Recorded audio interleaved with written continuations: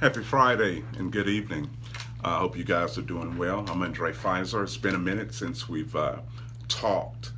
We have a lot of things going. We had some incredible things that happened on last night in Missouri City with Matthew Newman and the Cry Out Houston, where we talked about issues and community matters, and we had different thought leaders there, pastors and uh, civic leaders and councilmen there. So it was really awesome to be there. Hopefully we'll do it again. And tomorrow in Lafayette, Louisiana, we will be at the University of Louisiana, Lafayette, for our first identity talks, divine dialogues there in that city.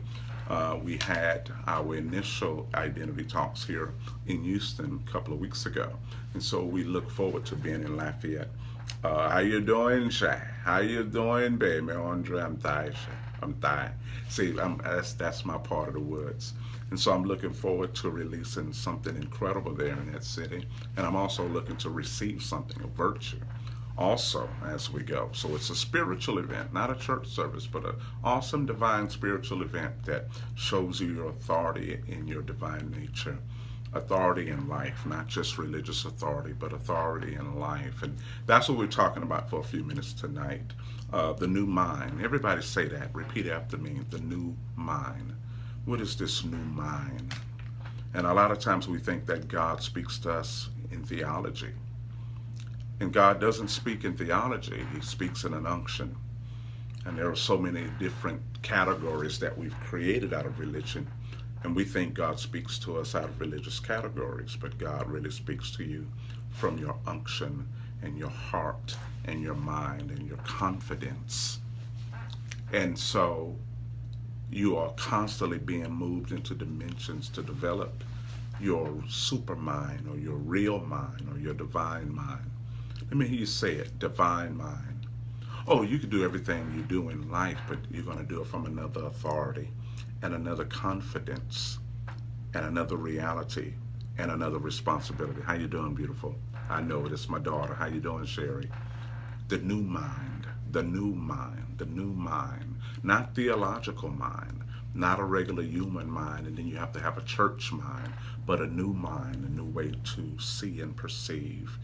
The new mind, a new reality, a new responsibility, a new confidence, a miraculous mind where you're not really living from the pattern of limitation, but you know that there is a miracle in every moment and you're unstoppable. How many of you are living unstoppable? You're not living according to your money, you're living according to your dreams. When you have a new mind, you live beyond what you have in the bank. Sometimes our financials begin to restrict our momentum because we move as far as our financials. And when your life is restricted because of money, that's real poverty. It means money is determining how I go. But when you live from the miraculous, you begin to live as far as your nature, and you begin to live greater than the money you have. So begin to break poverty. We break poverty. How do we break poverty? Not by more money, but by removing the restrictions that money has connected to us. When you're impoverished, your movements are as far as your bank account. But when you have a new mind, you live as far as your dream. How many of you right now are living as far as your dreams?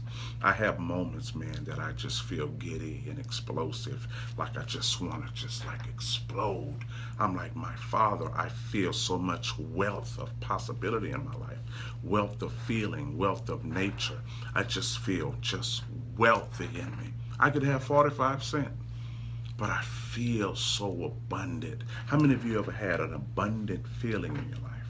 Well, whenever you have that abundant feeling in your life, you exist from it, you live from it, you think from it. You just don't have that feeling and wish that it'll come. You just don't have that abundant feeling and wish one day. See, sometimes we have feelings of abundance and then we say, one day it's going to happen. One day, I mean to tell you, one day when I get it. Well, you already got it. If you feel it, you already have it. When you feel that abundance and you feel that power in you, begin to thank wisdom and thank God and say, thank you for bringing it to my house. When you feel the presence of it, it exists. When you feel the presence of it, it's in existence. And there are moments where I feel abundantly wealthy. That means it's in existence. And sometimes the first thing we want to do is buy some shoes and buy a car. Well, no. Take that feeling and begin to invest in it. Begin to create from that feeling. Begin to create from that wealthy feeling. Begin to create from that new mind. And when you create from that new mind, everything becomes possible. I think sometimes we're afraid of that because we're not patient. We're not patient and we're not disciplined. And we're not ready, and we're full of excuses with it. And because we're not patient and we're impatient and we're full of excuses, we begin to curse that feeling and we say it's not real. But whenever you feel that possibility, it is just as real as in the bank. And when you feel it, you begin to bless God and thank Him for His provision, not just for paying your bill, but providing you with a wealthy understanding. See, a wealthy understanding is provision. Sometimes we want to thank God for paying the lights. No, you pay the lights, but let God give you a wealthy understanding. When God will give you a wealthy understanding, He'll show you how to manage your resources. See, sometimes poverty comes as a result of a mismanagement of proper resources. Sometimes poverty comes because we waste proper resources. We waste resources and we abuse them improperly. But when purpose comes and you're enlightened, you begin to properly use resources and it creates abundance. Sometimes poverty is a mismanagement of resources, but the new mind is a proper management of resources. You begin to manage your resources like a king would. And when you manage your resources, not just your money, but your mind, your time, your ways, your circle, your relationships, your ability, your capacity, you manage your resources. How many of you look at habits as a resource? How many of you look at your habit and your thinking as money? See, if you mismanage your thought, you mismanage your money. See, money is not just dollars. Money is the creativity of rhythm. And so when you mismanage your thoughts, your habits, your time, your understanding, your ability, you're mismanaging money. You're mismanaging resources. You are mismanaging them. And so when you begin to understand yourself, the proper management of resources come. Habits are a resource. Thoughts are money. Thoughts is a resources. Speaking is resources. Your friends are resources. Your circle is resources. Your emotion is resource. Everything on you is rich. And there are times that you feel an abundance falling over you and you don't have that money in the bank, but you feel that possibility. And when you feel that possibility, that's the wealth of God. Those are your resources. Thank God for your resources. How many of you thank God for your soul today?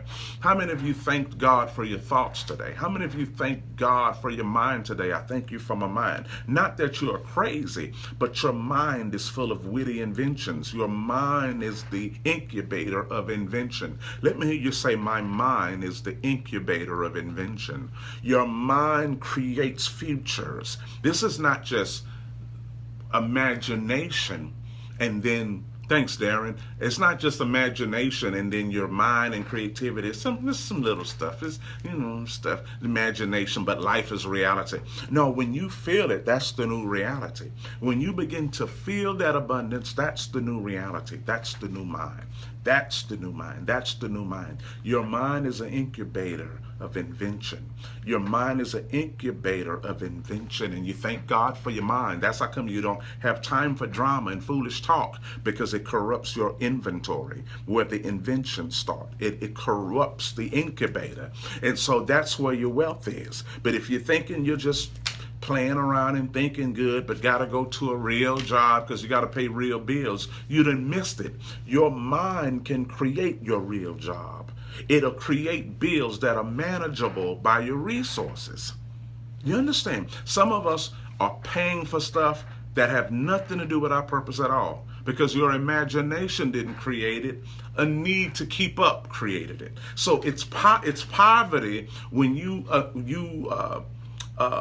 obtain things that have nothing to do with why you were born, and then you got to work to pay for them. You see what I'm saying?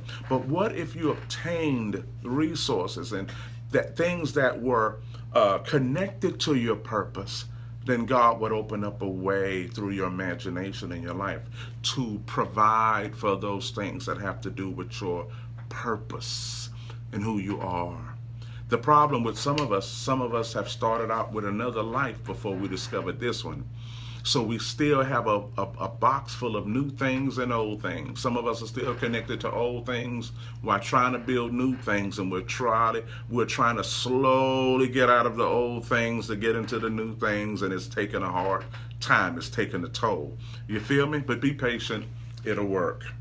Thank God for your mind. Before we move on to anything else, thank God for your hands. Begin to thank him for it. Begin to tell him, Lord, thank you for allowing me to accomplish everything that I was supposed to accomplish today. Everywhere I went today, I was supposed to go. Everybody I talked to today, I was supposed to speak to them. Thank you, Father. I didn't waste my time today. I didn't make an excuse today. My life was the architect for new dimensions today, that if people follow my life, they'll make it to the next dimension. How many of you feel that? Begin to say that. If they follow my life, the door will open. Thank you for allowing me to live and create an architectural mastery that when they see me and they follow me, they're going to walk into a new dimension. How many of you feel that when people follow you, they're going to walk into a new way? They are going to walk into a new way. If they observe you, the scriptures say, teach them to observe everything that I've said. Teach them to remember what I said. See, God spoken to people before they were created, before they were ever born. God spoken to you before your birthday. God spoken to you before you ever came in the world. And so there comes a time where a spirit will come from God that will make you remember everything God said to you before you were born. There are some dreams inside of us that God put before we were born. Some of you are starting to remember them now, and you're becoming bored with life. You're becoming frustrated with life because you are tasting something that was in you before you were born, and you're living in this world, but you're tasting something from another world. God says you're going to have it. The wisdom says you are going to have it. How many of you believe what I'm saying? You have to be open and thank God for your new mind. How many of you understand what I'm talking about? How many of you are feeling me right now? There are some things you felt before you were born. You're waking up to. You're waking up to. You're waking up to. And no, that's what's feeling real. And some of us are trading our divine life for Cadillacs and houses. Nothing wrong with a Cadillac and a house. But we have to yearn for the thing that was in us before we were born.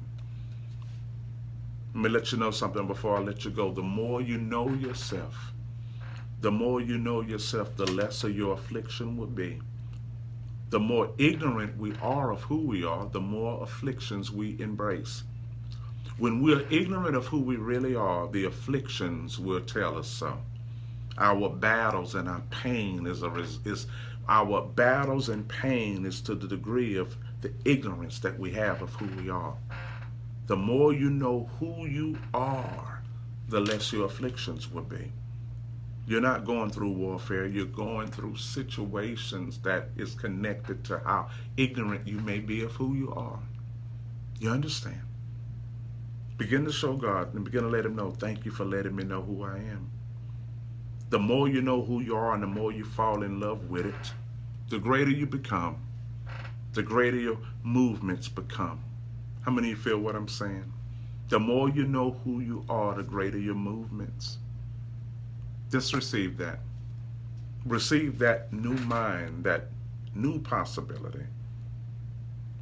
That new possibility. There's nothing hard in front of you. You can make this happen. Appreciate you joining me.